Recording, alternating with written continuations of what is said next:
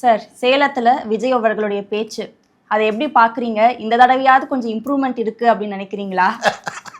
எதில் இம்ப்ரூவ்மெண்ட்டு? இப்போ என்ன இம்ப்ரூவ்மெண்ட்டுன்னு நீங்கள் கேட்கும்போது சொல்லுவாங்க தெரியுங்களா, வடிவேல் சொல்கிற மாதிரி ஸ்டார்டிங்லாம் நல்லா தான் இருக்குது, ஃபினிஷிங் சொதப்பதை பண்ணுற மாதிரி தான் இருக்குது. நான் என்ன சொல்கிறேன்னா, நீங்கள் இன்னும் ஒரு அரசியல் முதிர்ச்சியான பேச்சு இல்லை. முதல்ல ரொம்ப எளிமையாக சொல்கிறேம்மா உங்களுக்கு. ஒரு பல பேர்கிட்ட கேட்குறேன், அதுக்கு பதிலே தெரியல, யாருமே பதில் சொல்ல மாட்டேன்றேன். நான் ஒன்று தான் நான் கேட்குறேன்.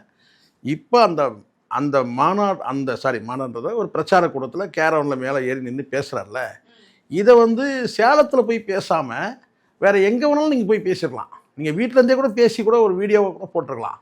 ஏன்னா இல்லை சேலத்தில் போய் நீங்கள் பேசுகிறீங்கன்னா அந்த சேலம் மாவட்ட பிரச்சனைன்னு ஒன்று இருக்கலாமா? ஒவ்வொரு மாவட்டத்தில் பிரச்சனை இருக்கா இல்லையா? எல்லா மாவட்டங்களும் பிரச்சனை இருக்குது, சரிங்களா? அப்போ சேலம் மாவட்டத்தில்னு ஒரு பிரச்சனை இருக்குது, அந்த மக்களுக்குன்னு பிரச்சனைகள் இருக்குது. அதை எடுத்து பேசணுமா இல்லையா?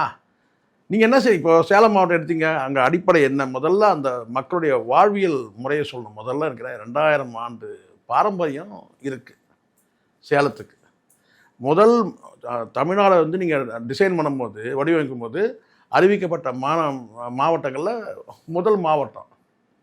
அதை தாண்டி அங்கே இருக்கிற பார்த்தீங்கன்னா விவசாய மாம்பழத்துக்கு பிரசித்தி பெற்றது, மரவள்ளி கிழங்கு பிரசித்தி பெற்றது விவசாயத்தில். அந்த மரவள்ளி கிழங்கு மூலமாக தான் இன்றைக்கி ஜவ்வரிசி உலகம் முழுவதும் ஜவ்வரிசி எக்ஸ்போர்ட் ஆகுது. எங்கேருந்து?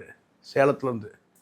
முதல்ல உணவு விஷயத்தில் வர, அதுக்கப்புறம் ஸ்டீல் ஃபேக்ட்ரிகள் இருக்குது. வெள்ளி கொலுசு நீங்கள்லாம் காலில் போடுறீங்க தெரியுமா? வெள்ளி கொலுசு முதல்ல அந்த வெள்ளியில் உபகரணம் செய்து பெண்கள் அணிய முடியும் அப்படின்னு கற்பித்ததே அங்கே தான். ஒவ்வொரு மாவட்டத்துக்கும் பிரச்சனை ஒவ்வொரு மாவட்டத்துக்கு பிரச்சனைகளும் இருக்குது, சிறப்பும் இருக்குது.